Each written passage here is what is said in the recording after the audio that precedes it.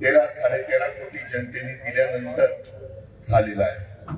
23 तारखेला दुपारी साधारण महाराष्ट्र राज्याची सूत्र उद्याच्या 5 वर्षाच्या करता कोणाच्या हातामध्ये जाणार आहे, कोण राज्य कारभार करणार आहे, कोण त्या ठिकाणी या राज्याचं नेतृत्व करणार आहे, याबद्दलचं साधारण चित्र दुपारीच आपल्या सगळ्यांच्या लक्षामध्ये आलेलं होतं। आपण सगळेजण काळजीत होतो, कारण लोकसभेची निवडणूक झाली होती, त्यावेळेस मोठा फटका महायुतीला बसलेला होता। महाविकास आघाडीला जवळपास 31 जागा मिळालेल्या होत्या आणि त्याच्यावर कार्यकर्ता पण थोडासा त्याच्यामध्ये खचलेला होता, नावमेद झालेला होता।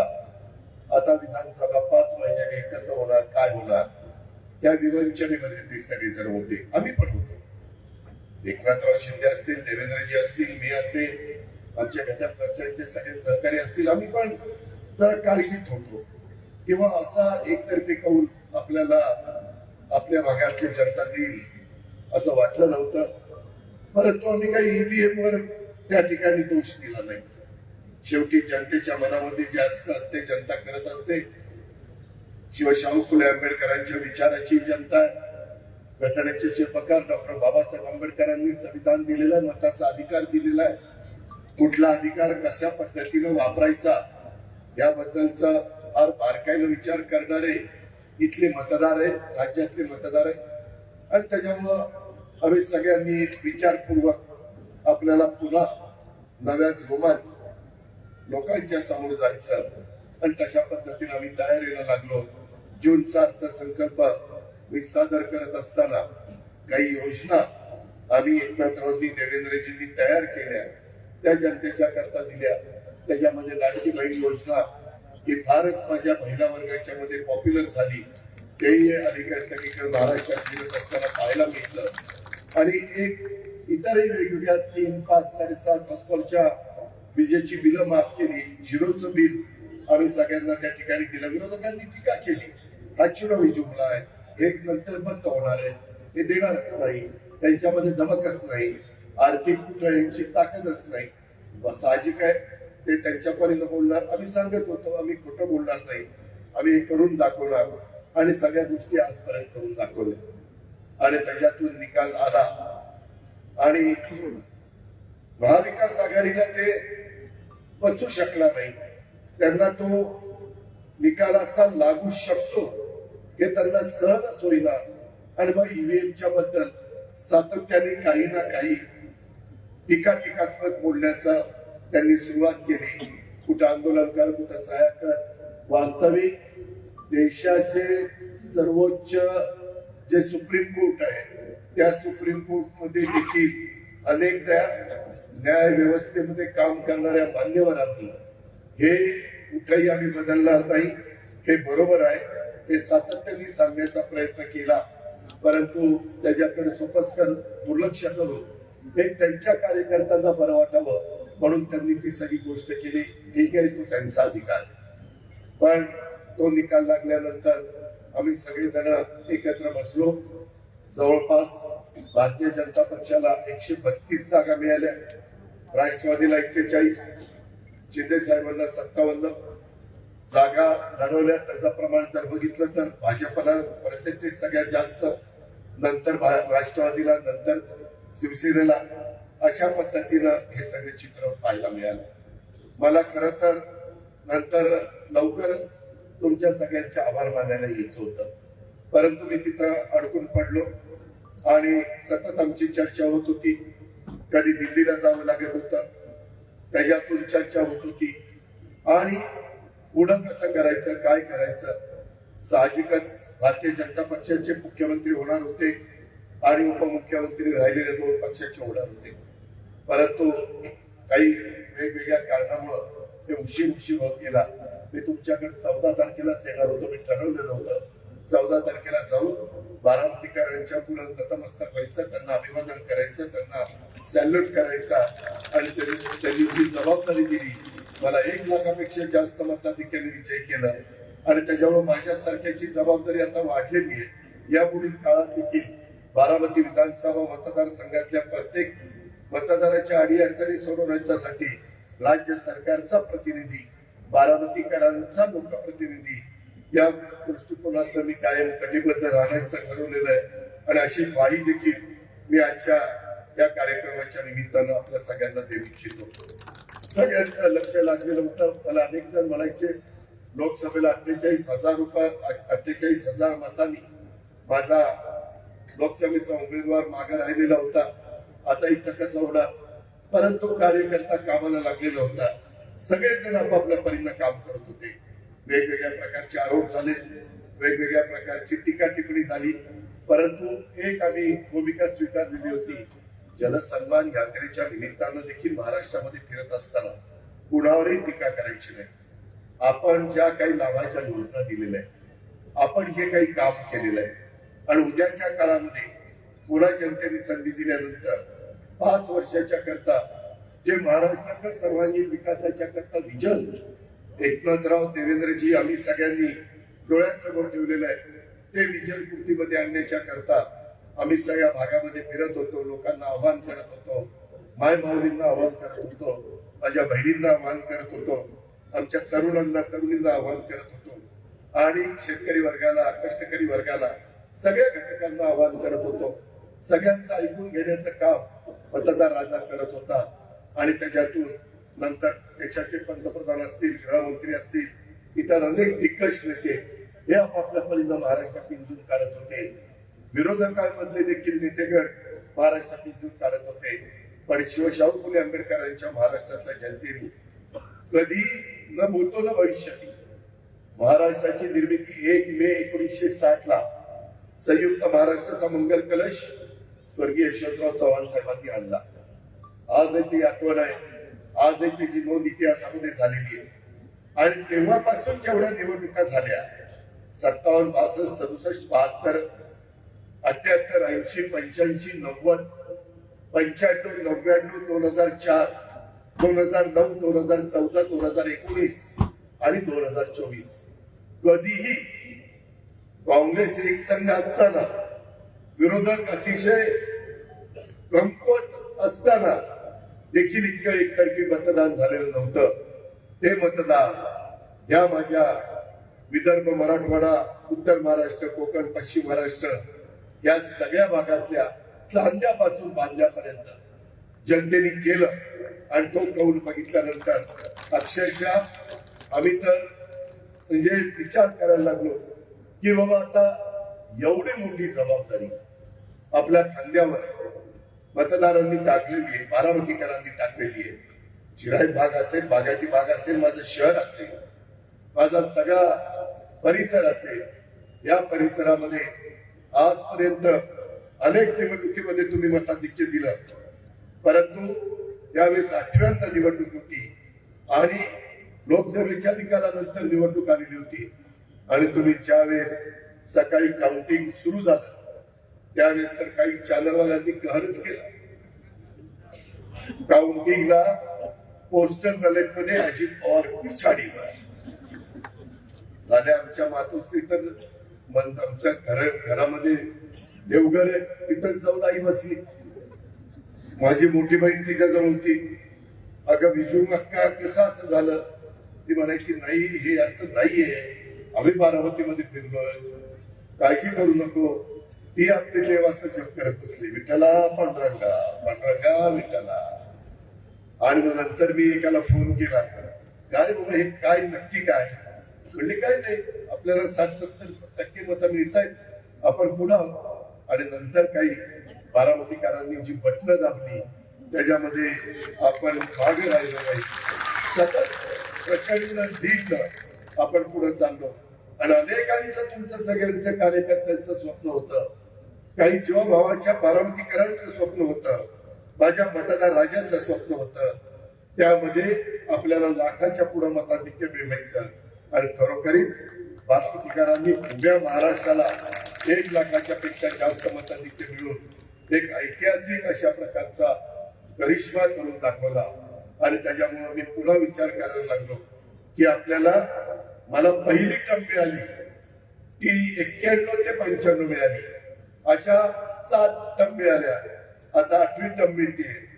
8व्या टर्म मध्ये राज्याची कालच अर्थ नियोजन आणि एक्साईज उत्पादन शुल्क त्याला मराठीमध्ये म्हणतात, हे महत्वाची खाती माझ्याकडे आलेली आहेत. त्या खात्याची जबाबदारी चांगल्या पद्धतीने पार पाडली जाईल. उद्याच्या 3 तारखेला मार्चला आपला अर्थसंकल्प मला महाराष्ट्राचा सादर करायचा आहे.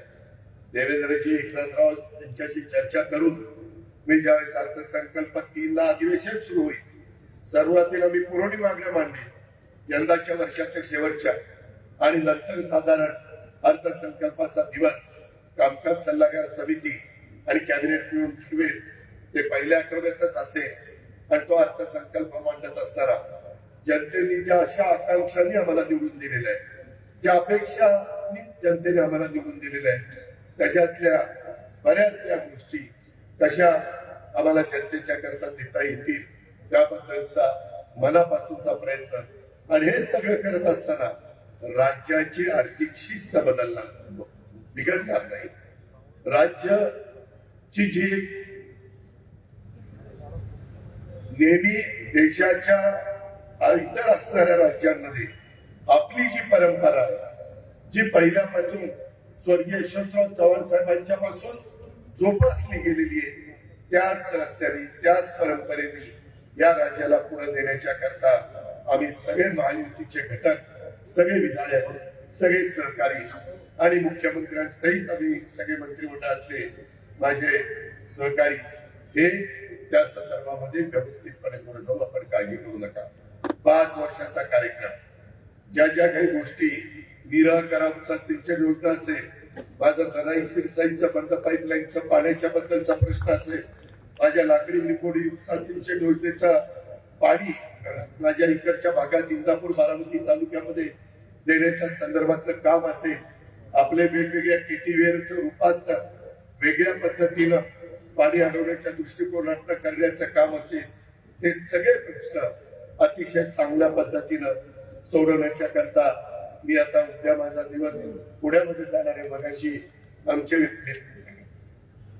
त्या ठिकाणी मिटकरी साहेबांनी आम्हाला सांगितलं तसं उद्या मी वडू आणि तुळापूरला देखील स्वराज्य रक्षक छत्रपती संभाजीराजेंच्या तिथं जे स्मारक आपण करतोय त्या स्मारकालाही कामाची पाहणी करण्याच्या करता 1 जानेवारीला जो कार्यक्रम असतो, विजय स्तंभाच्या ठिकाणी सगळी तयारी कशा पद्धतीने चाललेली आहे, तिथं येणाऱ्या माझ्या सहकार्यांची कुठं अडचण तर येणार नाही ना, त्या संदर्भामध्ये सगळे कामाला लागलेत ना, आणि इतर पण वेगवेगळ्या प्रकारचे प्रश्न याकरता माझा उद्याचा दिवस त्या ठिकाणी जाणार आहे.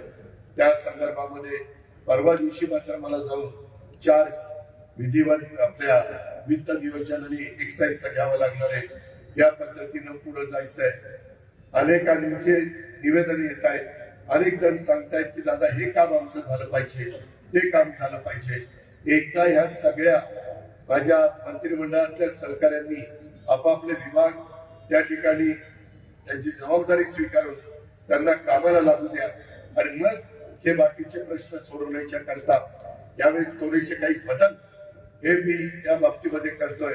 संघटनेमध्ये देखील एक कसा उत्साह त्या ठिकाणी आणता येईल, त्याच्यामध्ये कुठल्याही परिस्थितीमध्ये कुणाच्या बद्दल समज गैरसमज राहणार नाही.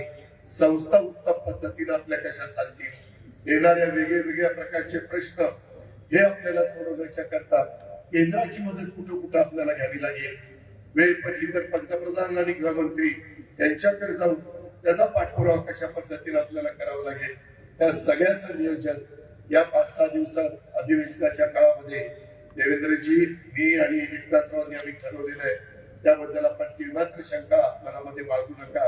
आणि मग तुमच्या आरोग्याचे प्रश्न असतील, तुमच्या रस्त्याच्या संदर्भातले प्रश्न असतील, शहरामध्ये चाललेले विविध विकास कामाचे प्रश्न असतील, ग्रामीण भागातले त्या ठिकाणी प्रश्न असतील, त्या कामाचा दर्जा आजच मी सकाळी PWD चे chief engineer, superintendent engineer, executive engineer, deputy engineer या सगळ्यांना बोलून घेतलेलं होतं. त्यांनाही काही सांगितलं.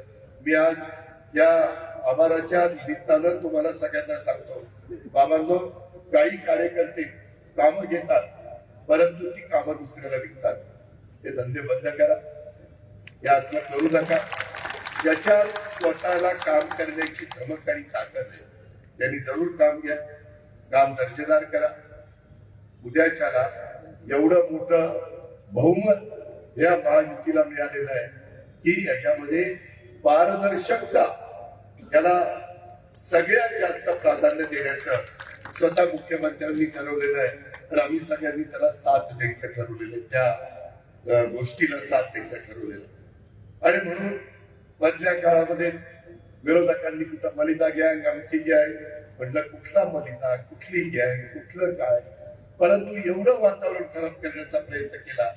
माझी विनंती मी आज देखील सगळ्या अधिकाऱ्यांना सांगितलं, बारामतीकरांना मी तुम्हाला सगळ्यांना सांगतो, वेगवेगळ्या ठिकाणी आपण झाडं लावतो, डिवायडरला झाडं लावतो, रस्त्याच्या दोन्ही बाजूला झाडं लावतो, पुणे बारामती शहरामध्ये काही सुशोभीकरण करतोय, परंतु काही काही ठिकाणी रात्री जरा विडी वाकडी कामं होतात, कुठेतरी काहीतरी काताडी पिताडी गंजाडी बसतात आणि नको ती घाण करतात. मी त्या सगळ्यांना आवरण्याचं काम ज्यांनी करा. त्याचं कारण असं आहे, मी आजच ऍडिशनल SP आणि DYSP ला सांगितलं, हे कुणी असलं तरी यांना त्या ठिकाणी सोडू नका. काल असंच मी रात्री माझे अधिवेशन संपल्यानंतर अमोलजी मिटकरी माझ्याबरोबर होते, राजेश विटेकर होते, विक्रम काळे होते. मी काही मधल्या काळामध्ये आपल्या महाराष्ट्रामध्ये घटना घडल्या, तिकडं पाहणी करायला गेलेलो होतो. राज्याच्या वतीनं पुढे जाणं गरजेचं होतं. CM साहेब म्हणले तुम्ही जावा. आणि त्याच्यातून जे बीड जिल्ह्यामध्ये घटना घडली, एका सरपंचाची दुर्दैवी क्रूरतेने जी हत्या करण्यात आली, माणुसकीला देखील त्या ठिकाणी शर्मेने लाज वाटेल काळीमा फसणारी घटना ही त्या ठिकाणी घडली. तिथलं सगळं समजून घेण्याच्या करता, त्यांच्या विधवा पत्नीला भेटण्याच्या करता, त्यांच्या मुला मुलीला भेटण्याच्या करता, त्यांचे आई वडील भाऊ भाऊसाई बहीण त्यांना सगळ्यांना भेटण्याच्या करता मी काल तिथे गेलेलो होतो. त्याच्याबद्दल सभागृहामध्ये अतिशय व्यवस्थितपणे उत्तर आपल्या राज्याच्या मुख्यमंत्र्यांनी दिलं. न्यायालयाच्या मार्फत पण चौकशी केली जाईल आणि त्या ठिकाणी वरिष्ठ एकदम टॉपच्या पोलीस अधिकाऱ्यांच्या मार्फत पण चौकशी केली जाईल.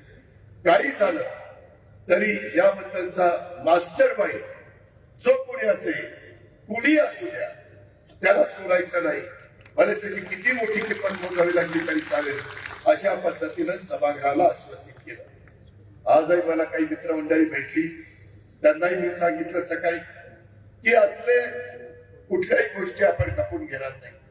अरे आपण प्रत्येकाला आधार देण्याच्या करता, प्रत्येकाला मदत करण्याच्या करता, प्रत्येकाला सन्मानाने कसं जगता येईल, त्याला त्या ठिकाणी मदत कशी होईल, इथं कुणालाही भयभीतपणे कुठं काही अडचण त्यांना भयभीतपणे जगता येतंय असं त्यांना वाटता कामा नये.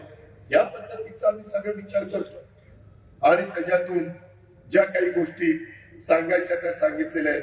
मी आज देखील तुम्हाला या आभाराच्या सभेच्या निमित्तानं सांगतो की याच्यामध्ये आम्ही सगळ्या प्रमुखांनी तिघांनी पण लक्ष घातलेलं आहे आणि तुम्ही पहा की कुणीही असू द्या यांना संबंधितांना इतक्या वाईट मी त्या सिव्हिल सर्जनशी बोललो.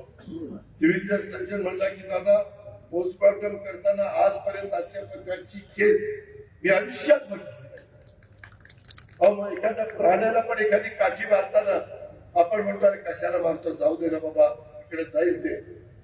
परंतु ज्या अमानुषपणे त्या सगळ्या गोष्टी घडलेल्या या शिवशाहू फुले आंबेडकरांच्या महाराष्ट्राला शोभलेलं नाही. आम्ही पण राज्यकर्ते म्हणून तिथं बसलो असताना त्या घटना घडतात, या आम्हाला पण शर्मेने मान खाली घालवत होता आणि त्यामुळं एक अशा पद्धतीचा मेसेज या राज्यामध्ये गेला पाहिजे की परत कुणाचं धाडस देखील अशा पद्धतीने होता कामा नये. एवढ्या पद्धतीनं आपण पुढे जायचं ठरवलंय आणि ह्या शहाण्यांना कुठल्याही परिस्थितीमध्ये त्या नालायकांना अमानुष लोकांना फाशीची शिक्षा झाल्याशिवाय भले फास्ट ट्रॅकवर ते केस घ्यावी लागली तरी चालेल, परंतु त्यांना सुटायचं नाही. आणि या पद्धतीनं आम्ही सगळ्यांनी ठरवलेलं. त्याच्यातनं परभणीमध्ये पण 2 घटना घडल्या, तिथं पण मी गेलो. तिथं पण त्यांना एक आधार देण्याचं काम, त्यांचं समजून घेण्याचं काम, त्या सगळ्या गोष्टी त्या बाबतीमध्ये केल्या जेणेकरून त्यांचं कुटुंब कुणाच उघड्यावर पडू नये जे गेलेली व्यक्ती मलाही माहिती आहे किती पैसे दिले तर परत येणार नाही, परंतु पुन्हा ते कुटुंब उभं राहून गेलेल्या व्यक्तींचं अधुरं राहिलेलं स्वप्न पूर्ण करण्याच्या दृष्टिकोनातनं त्या तिन्ही बाबींच्या मध्ये सरकारने लक्ष घातलेलं आहे. राज्याचे मुख्यमंत्री देवेंद्र फडणवीस साहेबांनी सभागृहाला आश्वासित केलेलं आहे. जे सर्वोच्च सभागृह आहे, कायदा मंडळ आहे, त्याच्या मार्फत महाराष्ट्राला देखील एक संदेश देण्याचं काम केलेलं आहे आणि पोलीस यंत्रणेला देखील त्या ठिकाणी अतिशय कडक भाषेमध्ये जे सांगायचे ते सांगितलेलं आहे. या पद्धतीने या सगळ्या गोष्टीमध्ये आपण लक्ष घातलेलं आहे. माझी तुम्हाला विनंती आहे, बारामतीमध्ये देखील काही घटना घडत आहेत. सोशल मीडियाच्या अल्पवयीनांच्या कडून होणारा वापर चिंताजनक आहे. इथं बसणारे तुम्ही प्रत्येक जण कुणाच्या तरी आजोबा आहे, कुणाचे तरी वडील आहेत, कुणाचे तरी चुलते आहेत, कुणाची तरी आई आहे, कुणाची तरी काकू आहे, कुणाचे कुणाची आत्या आहे, आजी आहे. या सगळ्यांना मला सांगायचं आहे, आपल्या मुला मुलींच्याकडे फार बारकाईनं त्या ठिकाणी पालकांनी लक्ष देण्याची गरज आहे. त्याच्यामध्ये वेगवेगळी जी काही पावलं आपण उचललेली शक्ती अभियानाला आमच्या महिलांनी साथ दिली पाहिजे. पालकांनो, आपल्या मुलांशी साधा संवाद ठेवायला शिका. किती काम केलं, किती पैसा कमवला, तर कुणी तो पैसा वर घेऊन जाऊ शकत नाही. काळाच्या नियतीच्या पुढं आपल्याला बोलवणं आल्यानंतर प्रत्येकाला जायचंय, पण आपली नवी पिढी याच्यामध्ये कुठेही चुकीच्या रस्त्याने जाता कामा नये. काल या सगळ्या गोष्टी करता करता मला पुण्याला यायला अमोल मिटकरी पण होते. मला वाटतं आम्ही 11:30 पावणे 12ला पुण्याला एअरपोर्टला उतरलो. आपल्या इथं नाईट लँडिंग नसल्यामुळे आम्हाला पुण्याला उतरावं लागलं. आता लातूर, धाराशिव, माझं बारामती, यवतमाळ या वेगवेगळ्या विमानतळावर आपण नाईट लँडिंग पण करणार आहोत, जेणेकरून रात्री अपरात्री कधी कुणालाही कुठंही जायचं यायचं म्हटलं तर अडचण येता कामा नये. त्याही कामामध्ये मी त्या ठिकाणी लक्ष घातलेलं आहे. आणि मी 1:30 वाजता, 1:45 वाजता त्या भिगवण रोडनी येत होतो आणि एक मुलगा आणि मुलगी 1:30 वाजता ते आपलं मध्ये सुशोभीकरण केलं, तिथनं चाललेले होते. मी ड्रायव्हरला म्हणे गाडी थांबव. माझ्या मनात पालचूक चुकली की काय इतक्या रात्री 1:30 पावणे 2 वाजता भांडून चालले का, कुणी कुणाला पळून देतय का, घुसून फुगून काही चाललंय. म्हणून गाडी थांबवली आणि सिक्युरिटीला सांगितलं, बघा जरा त्यांना विचारा. पण ते दोघही अतिशय नौके होते, परंतु त्यांचं दोघांचं लग्न झालं होतं. मी जरा थांबल्यानंतर माझ्यापर्यंत ते चालत चालत त्या मधनं आले. ते म्हणले, दादा आम्ही जरा शेवटचा चित्रपट काही लास्ट शो कुठला तो काहीतरी 1:30 वाजता संपतो, 1:00ला संपतो ना,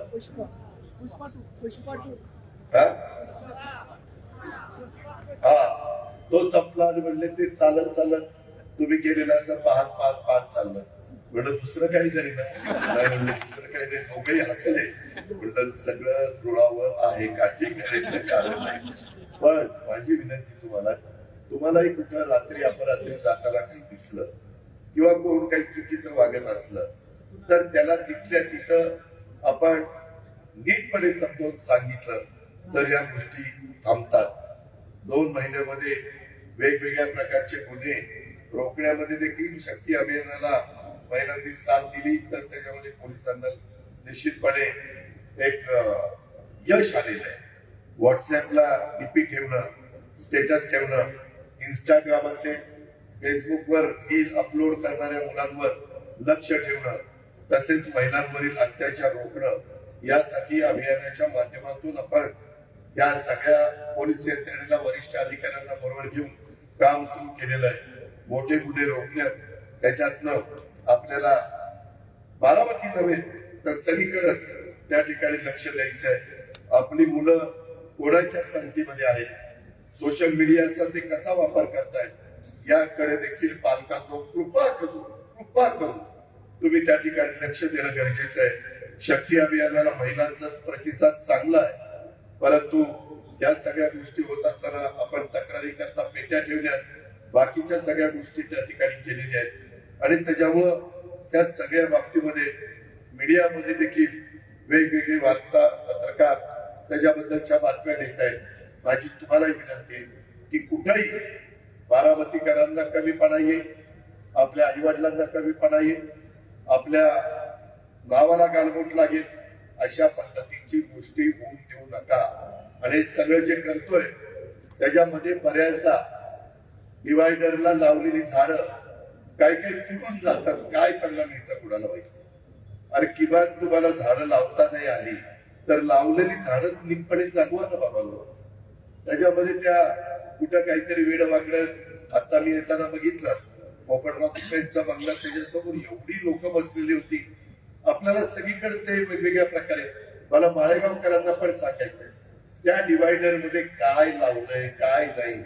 अरे निवडणूक आल्यानंतर माळेगावकर एकमेकाच्या विरोधात असे लढतात विचारता सोय नाही. आणि मग ह्याच्यामध्ये देखील काही सामाजिक काम करणाऱ्या सहकारी मित्रांनी किंवा बाकीकडे कशी झाडं येतात, आपण इथं डिवायडरला काय केलं पाहिजे, प्रत्येकाने जबाबदारी उचलली पाहिजे.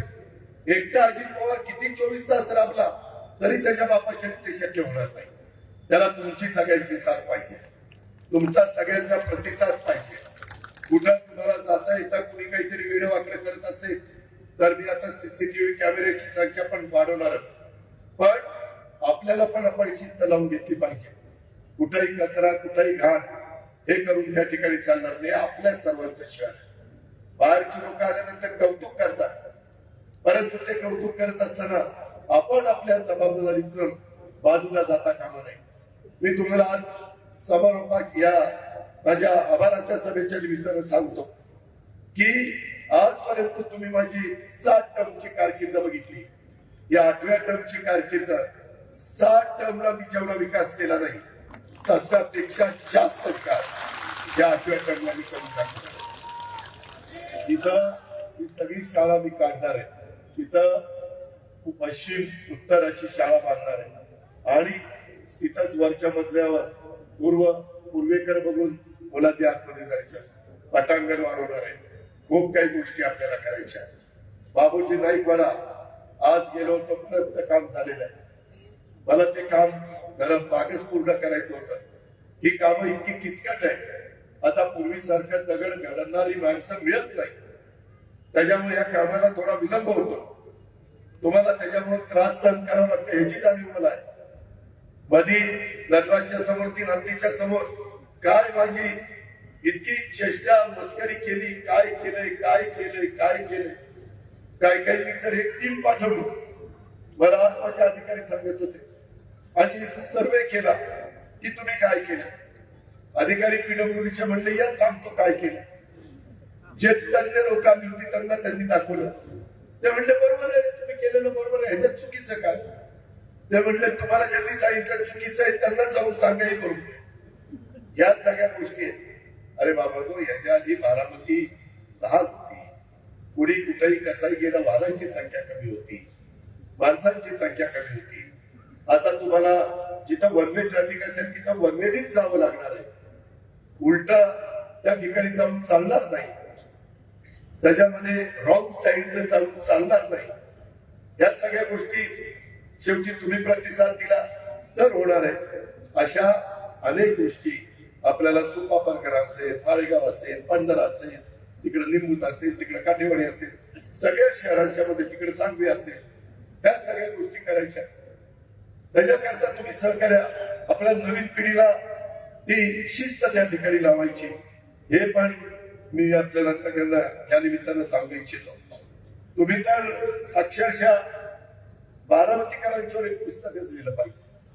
लोकसभेच्या निवडणुकीच्या निमित्तानं महायुतीच्या उमेदवाराला खासदारकीला जे 386 बूथ होते त्याच्यात फक्त 4 बूथवर आपण पुढं होतो.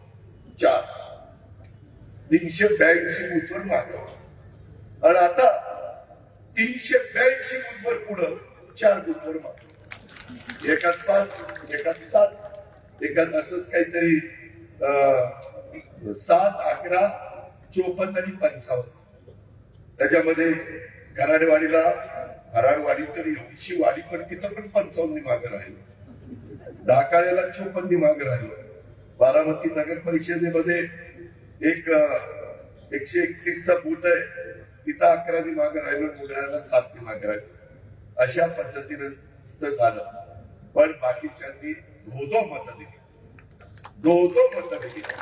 मी खरोखरीच तुमच्या पुढं अक्षरशः नतमस्तक होतो. म्हणजे काय करावं तेच मला सुचत नाही. आज कतारपट्ट्यानी मला इतका आठवतोय की ज्यावेळेस चोपडे भाऊ उमेदवार होते, इंदिरा गांधींची सभा झालेली होती आणि त्यावेळेस पवार साहेब आणि चोपडे भाऊंची निवडणूक झाली होती. 1985 ची नाही तर 1984 ला 85 ला शहाजीराव होते, 90 ला पण नाही, 1980 राईट, 1980 ची निवडणूक. आणि त्या निवडणुकीमध्ये त्याच्यामध्ये कतार पट्ट्यामध्ये इतकी कमी मत साहेबांना मिळाली होती, सगळा कतार पट्टा वन साइड चोपडे भाऊंना चालला होता. आणि यावेळेस मात्र जवळपास कतार 1 नंबरचा बूथ कुठला राहिला तर तो ढेकळवाडीतला कतार पट्टा बूथ राहिला. होणाऱ्या मतदानामध्ये 88% पेक्षा जास्त मत त्या ठिकाणी आपल्याला मिळाली.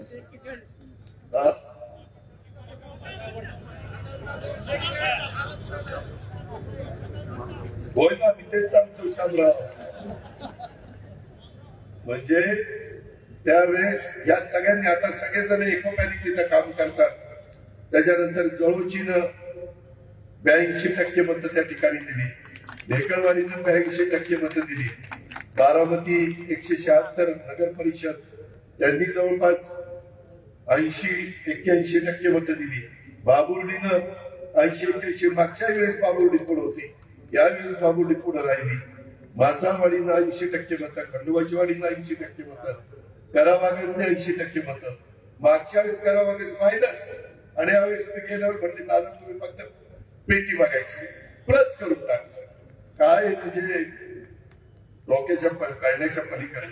पुन्हा ढेकळवाडीतला बूथ तो देखील 78-79%, येडेवस्तीचा बूथ तो 78-79%, अशा 10 बूथ बाकीचे पण आहेत. परंतु यांचं मी विशेष कौतुक करतो, विशेष अभिनंदन करतो. आणि मी यावेळेस जरा ठरवलेलं आहे, बूथ कमिटीचे अध्यक्ष आणि प्रमुख आहेत ना, त्यांना जरा विचारायचं की त्या गावात काय काम करायचं. कारण नेहमी बूथ कमिटीला लोक काम करतात प्रत्येक इलेक्शनला, आणि इलेक्शन झाल्यावर मात्र ती राहतो बाजूला आणि काम न करणारे पुढारी मला हे झालं पाहिजे, मला ते कसं केलं पाहिजे, आता मी पण टाकून काय झालं पाहिजे, काय कसं. मी सारखं डोक्याला सांभाळायचो. 23 पर्यंत डोकं शांत ठेवता, एकदा पटकन दाबल्यावर मग बघू काय करायचं. त्यामुळं सगळ्यांनी थोडस नीटपणे वागा. उगीच आपण कामाची माणसं, आपल्याला विकास करायचा आहे, आपल्याला जातीपातीचं नात्या गोत्याचं राजकारण नाही करायचं, आपल्याला सगळ्यांना बरोबर घेऊन त्या ठिकाणी जायचंय. त्याच्यामध्ये कुठल्याही परिस्थितीमध्ये केंद्राचा राज्याचा जो पैसा निधी येणार आहे, जिल्हा परिषदेचा डीपीडीसीचा जो काही निधी येणार आहे विकास कामाला, काय CSR मधला असेल. कारण आपलं त्या प्रशासकीय बिल्डिंगच्या शेजारी 9-10 कोटीचं जे काम चाललंय गार्डनचं, मी सारखं तिथं सांगतोय सचिन आणि बाकीच्यांना, लवकर उरका लवकर उरका. कारण ती गार्डन आणि अजून काही ठिकाणी आपल्याला उद्यानं करायची, अजून काही स्पॉट डेव्हलप करायचे. अजूनही मी आज सभेच्या निमित्तानं स्टेजवर आणि समोर बसणाऱ्या मान्यवरांना सांगतो की तुमच्याही गावामध्ये तुम्ही जर पुढाकार घेतला तर तिथंही काही चांगलं करण्याच्या करता मी तुम्हाला पूर्णपणे सहकार्य आणि मदत करायला तयार आहे. पण काळजी करू नका, पण त्याच्यानंतरची जबाबदारी तुमची.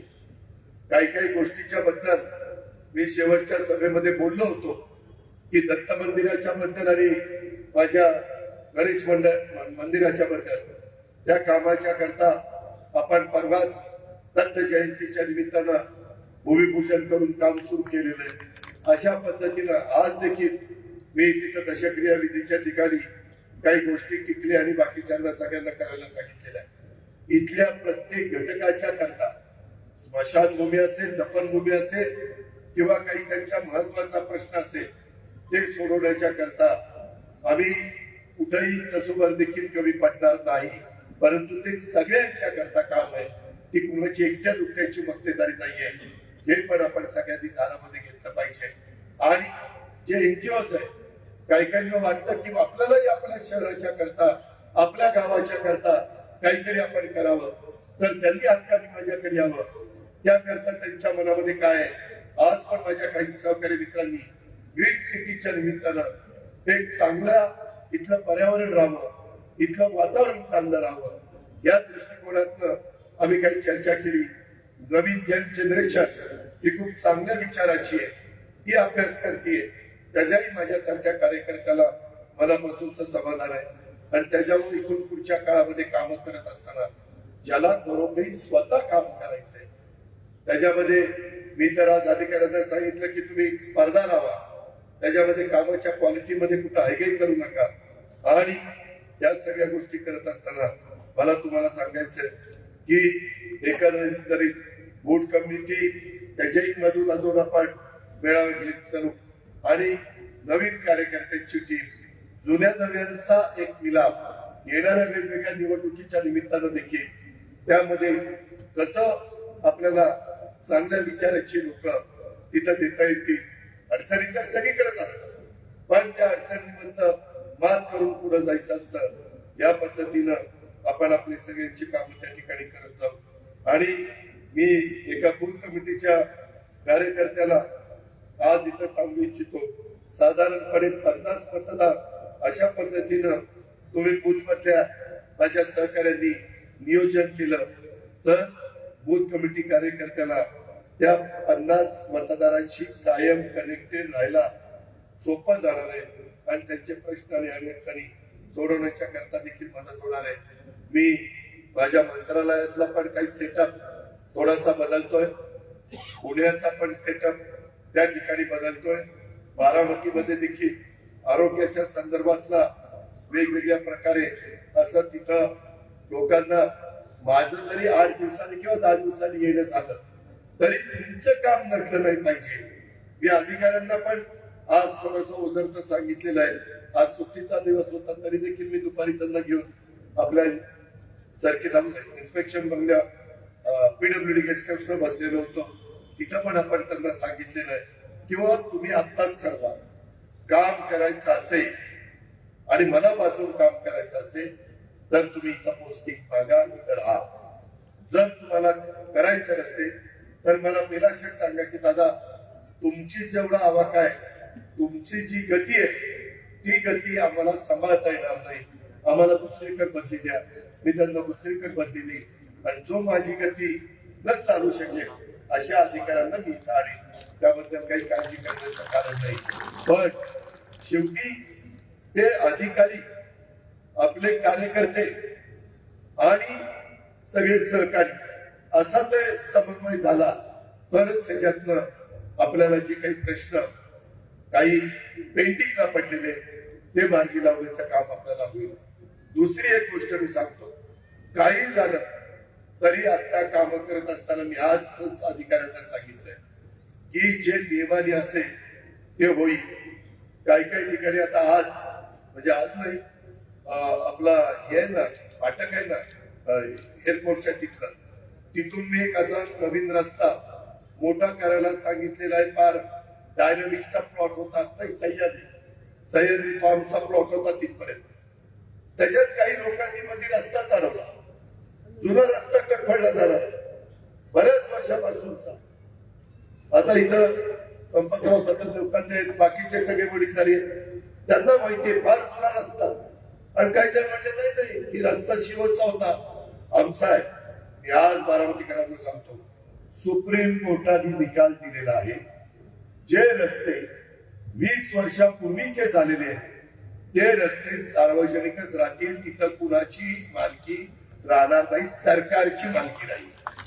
त्यामुळं कुठल्याही बाबतीमध्ये जुन्या रस्त्यांना आडवं यायचं काम करू नका. मी पीडब्ल्यूडी, पोलीस, रेव्हेन्यू खाता म्हणजे प्रांत मामलेदार या सगळ्यांना तशा प्रकारच्या सूचना दिल्या. तिथं लोक काही आली होती, त्यांनी थांबवलं, पण पोलिसांनी त्यांना सांगितलं तुम्हाला अडचणी सरकारी कामामध्ये अडथळा आणला म्हणून तुमच्यावर कार्यवाही. त्याकरता विकास कामाच्या बाबतीत तुमच्यावर अन्याय झाला जरूर या, मी अन्याय होऊन देणार नाही. पण जर अन्यायाच्या निमित्तानं चांगलं चाललेलं काम जर कोणी अडवण्याचा प्रयत्न केला तर त्याला पाठीशी घातलं जाणार नाही. ही पण बाब आपण सगळ्यांनी या निमित्तानं लक्षामध्ये ठेवावी. आणि आता अनेक गोष्टी ज्या थोड्याशा काही कामं या आता निवडणूक होती आणि लोकसभेच्या निवडणुकीच्या निमित्तानं तुम्ही झटका दिला होता, त्याच्यावर नंतरच्या 5 महिन्यात असं कुठलं काम आलं की मी त्यांना सांगत होता 23 तारखेपर्यंत आताही काही काढू नका, 23 तारखेच्या नंतर बघू. त्याच्यावर आता 23 तारीख झालेली आहे. आता बारामतीतली विकास कामं शहरातली असतील, ग्रामीण भागातली असतील, जिल्ह्यातली असतील, ती आता थांबणार नाही. ती काम करताना कुणावर अन्याय होणार नाही. एखादं काम करत असताना एखाद्या गरीबाला तिथून बाजूला करावं लागलं तर त्याला स्वतःचं हक्काचं चांगलं घर बांधून दिलं जाईल आणि तो स्वतः समाधान व्यक्त करेल. परवा मला एकाने सांगितलं की दादा तुम्ही 3 हत्ती चौक ते जवाहर बागेचा रस्ता करताना एकाचं घर मध्ये येत होत, ते तुम्ही मागासारख्याला गजाकस सांगितलं, गजाकसने माझं ऐकलं, त्याचं घर मी बाजूला माग करून दिलं, चांगलं बांधून दिलं. त्या दोघांनी खालचे गाडे 8,000 रुपये भाड्याने देऊन टाकले. 8,000 रुपये महिना भाडं त्यांना सुरू झालं. सांगायचं तात्पर्य की आपण एकमेकाला साथ देतो, ते एकमेकाला आधार देण्याकरता, एकमेकाला मदत करण्याकरता, एकमेकाला वाऱ्यावर सोडण्याकरता नाही. आताही वेगवेगळ्या इकॉनॉमिकल सेक्शनच्या आणि इतर पण काही काही वेगवेगळ्या प्रकारच्या योजना ज्या देशाच्या पंतप्रधानांनी यंदा 3 कोटी घरकुल देशामध्ये बांधण्याचा निर्णय घेतलाय. पण मुख्यमंत्री आणि दोन्ही उपमुख्यमंत्र्यांचा प्रयत्न असा आहे त्याच्यातले 10% पेक्षा जास्त खरं या आपल्या महाराष्ट्राला कशी मिळतील आणि ज्याला हक्काचं घर नाही त्याला स्वतःचं हक्काचं घर देऊन कशा पद्धतीनं मार्ग काढता येईल या पद्धतीचा प्रयत्न आपण करतो. आज पण सकाळी मला काही जण भेटले, म्हणजे दादा तुम्ही डॉग स्क्वॉडचं काम जे सुरू केलं, ती जमीन आमची आहे. मी प्रांताला विचारलं ती जमीन कुणाची? प्रांत म्हणले नाही दादा तिथं करता येतं. त्याच्यामुळं कधी काळी कुठलं काही झालं असेल तर खरोखरीच मी कुणाच्या जमिनी बाळगवायला इथं आलो नाही, पण काही योजना राबवण्याच्या करता काही वेगवेगळ्या पद्धतीनं आपल्याला महत्वाच्या बाबी या जिल्ह्याकरता, या राज्याकरता, या तालुक्याकरता करायच्या, त्या करण्याच्या करता मात्र बारामतीकरांनो आपण सगळ्यांनी जशी निवडणुकीला मला साथ देता तशा पद्धतीनं त्या बाबतीमध्ये इथून पुढे पण तुम्ही मला साथ द्या. तुमचं जे काही प्रेम आहे, तुमचं जे काही एकंदरीत मदत असते ते बघितलं तर माझ्यासारख्या कार्यकर्त्यांना हातीचा बळ त्या ठिकाणी मिळतं. त्याच्यामुळं एकंदरीतच मी ज्यावेळेस सभागृहामध्ये गेलो 1 लाखाच्या पुढं कोण कोण निवडून गेलं त्याच्या याद्या आल्या, त्याच्या याद्यामध्ये बारामतीचा लोकप्रतिनिधी अजित पवारचं पण गाव त्या ठिकाणी होतं. त्याच्यावर आमची पण छाती त्या ठिकाणी फुगते. आता छातीच्या ऐवजी पोटाची असते, पण छाती फुगते आणि एक समाधान वाटतं आणि त्याच्यात आणखी रूप येतो. नाही आपण केलं पाहिजे. आज देखील काही इंडस्ट्री आणण्याचं काम, आज देखील माझ्या तरुणीच्या करता रोजगार निर्माण करण्याचं काम, आज देखील वेगवेगळ्या संस्थांच्या मध्ये ज्या जागा राहिल्या मोकळ्या रिक्त त्या जागा भरण्याचं काम, त्याच्यामध्ये आज देखील वेगवेगळ्या प्रकारे राज्य सरकारमध्ये ज्या महत्वाच्या जागा भरणं गरजेचंच आहे त्या देखील जागा भरण्याच्या बद्दलचं नियोजन त्या बाबतीमध्ये करणं, या सगळ्या गोष्टी आपण करायचं ठरवलेलं आहे. आणि त्याच्यामुळं आपण काही काळजी करू नका. आजचा हा तुम्हा बारामतीकरांचा आज आपला लग्नाची तीत असताना देखील आपण ज्या पद्धतीनं जमलाय आणि इथं येताना कुणालाही 500 रुपये देऊन आणलेलं नाही, सगळे त्या ठिकाणी आलेले आहेत. त्याच्यामुळं मला कवी सुरेश भटांची एक कविता आठवते. त्या माझ्या मनातल्या भावना त्यातल्या फक्त 4 ओळी आज तुमच्या समोर त्या ठिकाणी सादर करतो. रोखण्यास वाट माझी वादळे होती आतुर, डोळ्यात जरी गेली धूळ, थांबण्यास उसंत नाही. येतील वादळे खेटेल तुफान, तरी वाट चालतो. अडथळ्यांना भिवून अडखळणे पावलांना पसंत नाही. थांबलो नाही, थांबणार नाही. महाराष्ट्र त्या ठिकाणी सतत आता पुढे वेगाने जात राहील. त्याबद्दल आपण काही काळजी करू नका. हे करत असताना सर्व घटकांना आपल्याला सोबत घेऊन जायचंय. पक्षाची वाटचाल ही सर्व जाती धर्म पंथ प्रांत भाषा नागरिकांच्या सोबत विकासाच्या वाटेवर आपल्याला द्यायची आहे. काही लोकांनी आज मंत्रिमंडळामध्ये ज्यावेळेस आपण नावं दिली त्याच्यामध्ये काही मान्यवरांना थोडस थांबायला सांगितलं, तर काहींनी रोष व्यक्त केला. वास्तविक कधी काही नवीन लोकांना पण संधी द्यावी लागते, कधी काही थोडस जुन्यांना पण इथं संधी न देता केंद्रामध्ये कशी संधी देता येईल याबद्दल देखील आपण त्या ठिकाणी विचार केलेला आहे. ज्यांना योग्य पद्धतीचा मान सन्मान दिला गेला पाहिजे तो देण्याच्या करता अजित पवार कुठं तसूभर देखील कमी पडणार नाही. परंतु कधी कधी कारण नसताना गैरसमज निर्माण करून त्या ठिकाणी वेगळ्या पद्धतीचं वक्तव्य किंवा वेगळ्या पद्धतीची भूमिका ही त्या बाबतीमध्ये घेणं हे बरोबर नाही. राज्यात कुणावरही अन्याय होणार नाही. माझा मागासवर्गीय असेल, आदिवासी असेल, अल्पसंख्याक असेल, अशा सर्व जाती धर्माच्या बांधवांच्या हक्काचं संरक्षण करणं हे महायुती सरकारचं काम आहे. महिलांना देखील माझ्या समाजामध्ये मान सन्मान आदर संरक्षण सुरक्षितता मिळेल हे सर्व करण्यात हे महायुतीचं सरकार मधला पक्ष म्हणून राष्ट्रवादी काँग्रेस पक्ष हा सर्वात पुढे असेल असा विश्वास देखील मी आजच्या या माझ्या आभाराच्या सभेच्या निमित्तानं आपल्या सगळ्यांना देतो. एकंदरीतच वेगवेगळ्या आमदारांच्या मतदारसंघामध्ये रखडलेली विकासाची कामं मार्गी लावणं आणि त्याच्यातून पक्षाचाही राज्यामध्ये विस्तार करणं आणि त्याच्यातून राज्याचं हित जपणं अशा अनेक गोष्टी समोर ठेवून आपण आपली पुढची वाटचाल करणार आहोत.